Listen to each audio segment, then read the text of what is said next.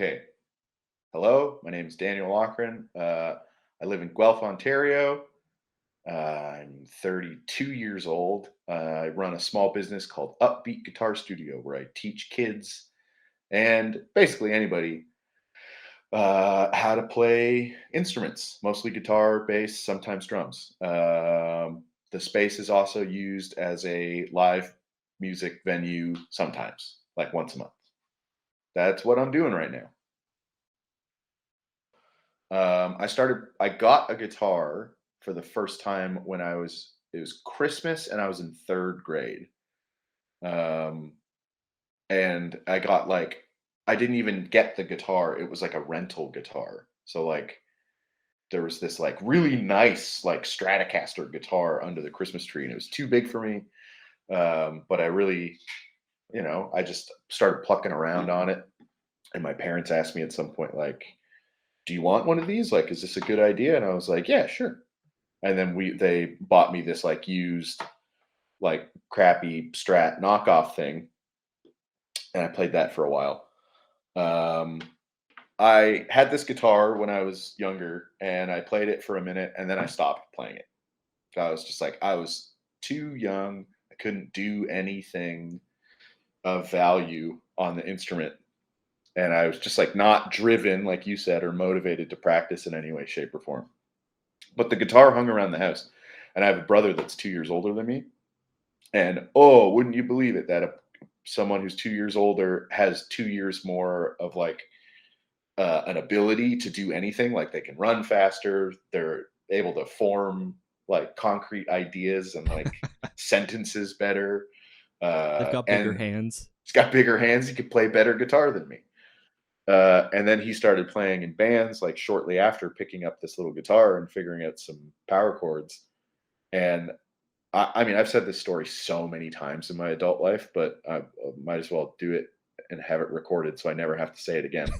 Um, the thing that really helped me take off as a guitar player was I made a point in my head. I was just like, okay, well, Drew's better at me. Drew's my older brother. Drew's better at me at everything. So I'm going to pick this one thing because the guitar was mine. He's playing my guitar. It's my Christmas gift or whatever. So I have to be better at him than one thing, and it's gonna be the guitar. So then I started like practicing, and he also really helped me get better at playing the guitar because like I needed to learn how to play drums and bass and guitar to like help him practice his like crust punk band songs in between their weekly band practices. So we'd get to like jam and just like play some stuff. And I was always like this little minion that was on this, like, Drew would want me to do this. And I'd be like, okay, I'll try. And he's like, no, it's like this. And then I would try to mimic it. And I don't know. That was like the very like formative experiences of me playing music were like just under the direction of someone who I like, adored. He's my older brother. He's a Yeah. cool guy. It's cool that your career kind of He's like out of has spite. yeah, well it comes from like a civil a Sibling rivalry. rivalry. Yeah. Yeah, that's awesome.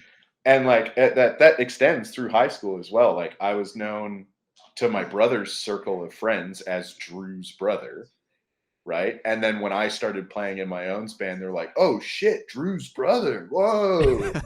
And then I started playing That's in when some you became bands. Dan. Yeah, yeah, yeah.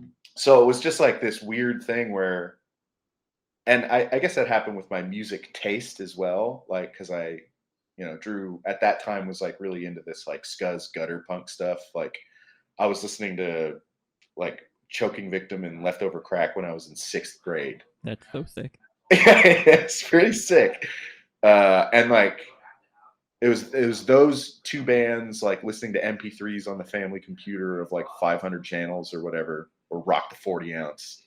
And then a CD copy of The Clash's "Give 'Em Enough Rope," which is a great record. Yep. Probably the only Clash record that I actually give a shit about. maybe because it's only 10 songs and not like 22.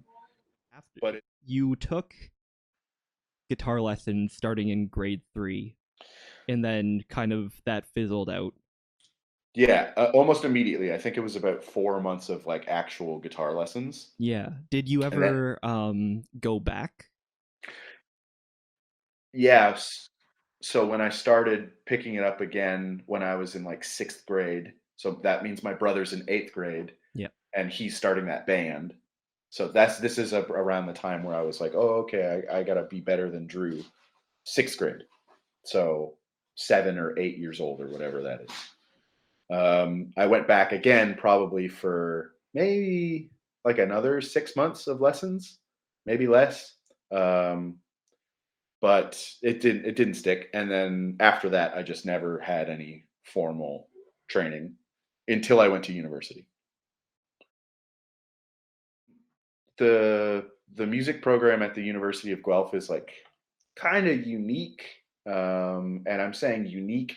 Unique's the generous word. Shitty would be Oh no. a word that I wouldn't use to describe the program at the University of Guelph.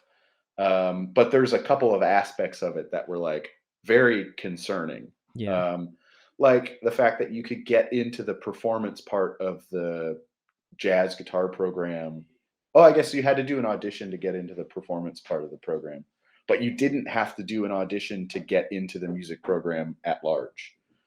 So, like, you could get a degree as someone who's like an ethnomusicologist or something from the University of Guelph, or like start that form of studying. And you didn't have to, you could have never even touched an instrument. But also, this is like where I think the unique presentation of the Guelph music program comes, is because uh, it's a, it seemed to be like a less like performance based music program. Because like if you wanted to go to a jazz performance thing, like you just go to Humber College or the University of Toronto. Like those places churn out some really really fantastic like performers. But a lot of my university training was conceptual in nature and also had to do with like deep active listening. Yeah, and like the responses that were available to me to like help direct improvisation. So like that would in a jazz context, or even so this is the thing, like not maybe the best school for like here's how you can like improvise over a set of chord changes for a tune or whatever. And that information is like readily available. Like you can just like go on the internet and figure out a bunch of that stuff. It's hard, or find a private teacher and figure out that stuff. But what I learned at the university was uh, yeah, maybe just like a little bit more esoteric, but also focused intently on like the musicality of something at all times. It's like it's not this like set of scales or like notes that correspond to this harmony or whatever. It's like just listen to the people that you're playing with. Like, and so often not so often. I've met some people that go through these like jazz factory type programs, and it's like I love that you can rip ass on the instrument, but I can't listen to this. This is like just it's like non-music. It's just a big blur of notes. My uh, professor that I had that did one-on-one lessons with me on a weekly basis, um, where we're guitars in hand, like looking at charts and trying to figure stuff out. He, first lesson that we did, he's like, "You got to tell me about yourself so we can like make the most of this." Uh, and he was present at my audition as well. Um, and I think that he was like it's okay, yeah, there's a curriculum that you need to follow and it's kind of rigid, but like who cares, whatever. So it he understood that I like had some proficiency on the instrument, and I had an ear for this like weirder stuff that I was doing from the bands that I was exploring in high school or whatever. Like I showed him those recordings and whatnot. He was like, "Oh yeah, you're doing something strange, eh? A lot of weird time signature stuff, some like notes that are like very colorful in the harmony that's being made or whatever." a lot of stops and starts, all that sort of stuff. So he recognized like an ability that I had on my own. And then when I told him I had like never had a teacher before, he's like, "Oh, okay, this all makes a whole lot of sense." So then our work honestly was like very rudimentary, like understanding very, very like core musical concepts that you should have down before attending a post-secondary like training thing. And I had like some of it down from my high school jazz band, but like not to the point where I should have been going to school in a post-secondary program and paying a lot of money for it. Ken was like extremely patient with me, like getting up to speed with these core concepts. And then I think his teachings really allowed me to highlight my own like whatever my own strengths were at that moment. Like we never worked on those. You know what I mean? He's like, yeah, you don't need to necessarily worry about some of the stuff that I need to talk to with other students. Like you need to talk about like all these weird shapes that you found. They have names, they have functions, and they have like some like rules and regulations that you could choose to follow in your like compositional and like performance journey moving forward. So I was able to yeah, Ken was really, really great. Ken Aldcroft, late Ken Aldcroft, was super wonderful in like lifting me up. So it was rigid to me because I had to learn a bunch of new stuff that I didn't understand at all. But like, I think if some other person from like the Humber College of Music or the University of Toronto saw what my curriculum was like, they would just laugh. They'd be like, like you're a baby.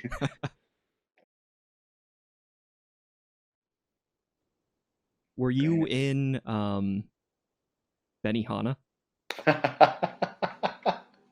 Yes, I was Hell in the yeah, band I knew it. Benihana. Oh, I was you didn't know that. no, I didn't. That it might have been me. That might have been Jesse too. But do you remember what the something happening during that show was? Not a clue. The guitar player and singer of the band, basically the dude who like it all revolved around because he wrote the songs. Jesse Lee, remember Jesse Lee? Yeah, well, I know that name. Yes. Okay, so Jesse Lee, and this is like the second drummer that we had in the band. The first drummer was named Sean something. Can't remember his last name. Heard he turned into like a huge Trump supporter. Kind of wild, but Nice. um, that drummer had like stopped playing in the band. I guess he didn't want to do like the backyard drinking 40s playing punk rock shows thing. And we got John O'Brien, who's a little bit older than both of us at the time, to play drums. And I guess Jesse just like didn't like the way that John played the drums, maybe. And halfway through the set, he just jumped over the drum kit and smashed him in the face. Oh shit. Yeah, that happened. And then it was just me with my bass on stage.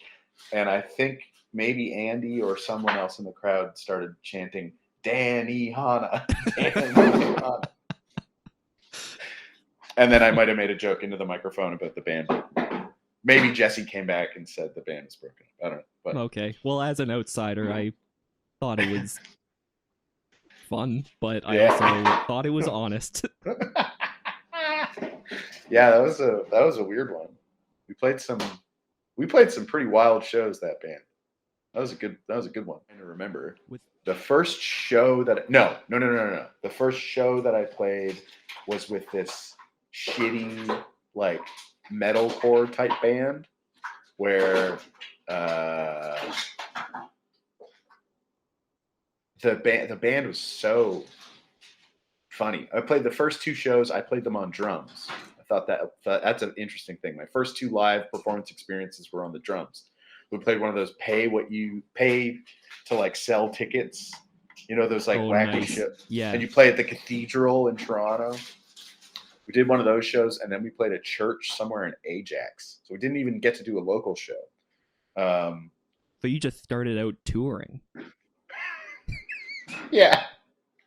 Yeah, touring. Yeah. Um, yeah, we played a couple of these shows that were really, really bad. The band was billed on those shows as The Innocents, which is the worst band name ever. And it was because we had a guitar player in the band who didn't like the band name that the rest of us wanted, which was Bone Storm. That's so cool. Yeah. And then so after we played those two shows, we kicked that guitar player out, and then I started playing guitar, and we got a person who could actually play the drums, and changed the band name to Bone Storm. That's amazing. Yeah, that was a good band. Yeah, and then it was like probably neck and neck with playing with Benny Hanna and Face Party. At the time, it was the music that just sort of like I think naturally came out of Greg and myself. Greg Nathaniel, the I'm sure now legendary Newmarket punk rock drummer. Yep. What a monster drummer. Um, but like that was the music that just sort of came out of us both naturally. And like I obviously can't speak for Greg, and I have no interest in trying to do so. But through my own like self reflection about what I was doing in that band, the guitar parts that were coming out of me were complex, kind of weird, and to me, very emotionally satisfying to play.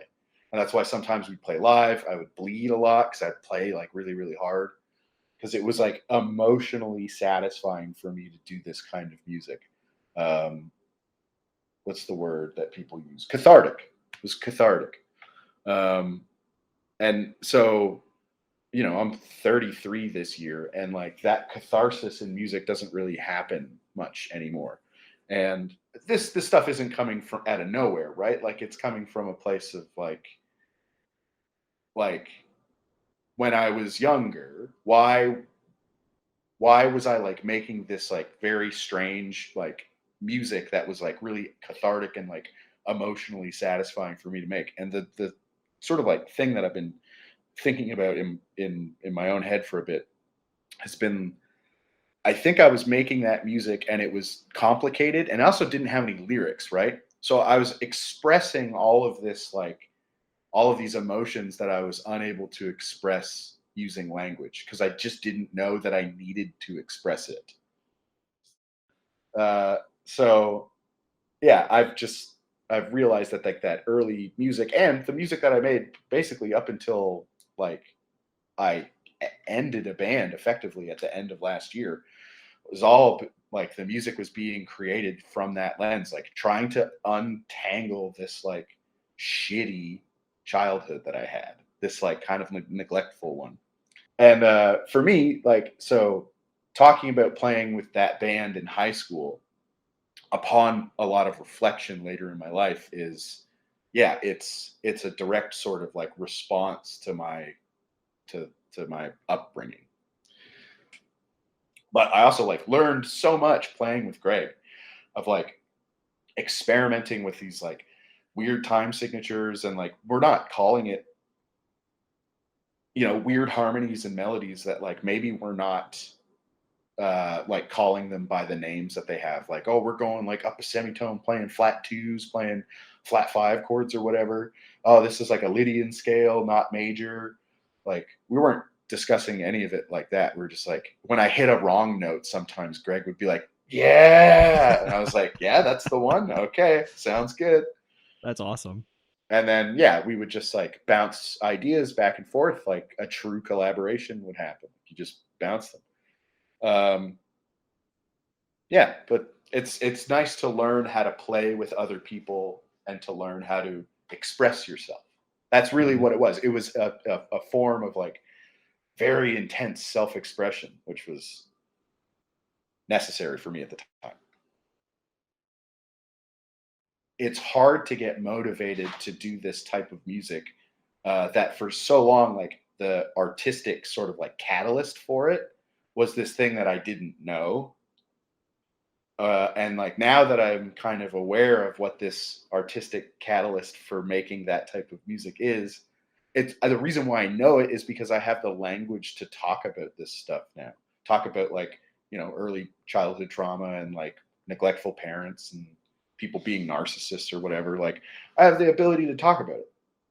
And it's so much more effective dealing with your emotions through something direct like language than something indirect like making music. So I'm more mentally like on it and aware and acute about these things than I ever have been.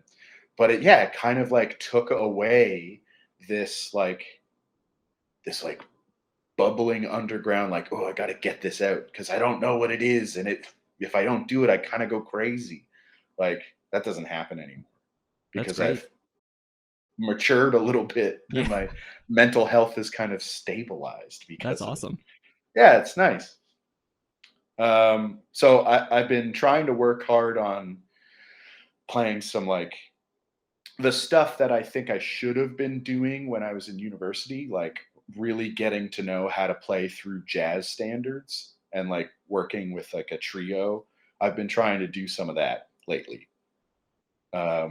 Mostly because it takes all of my brain power. It's like, holy shit, running 32 bars of like of like a rhythm changes form is like, man, I'm bad at it. Oh, I shouldn't be bad at it after playing and teaching for this long. So I'm really trying to bone up those personal skills lately.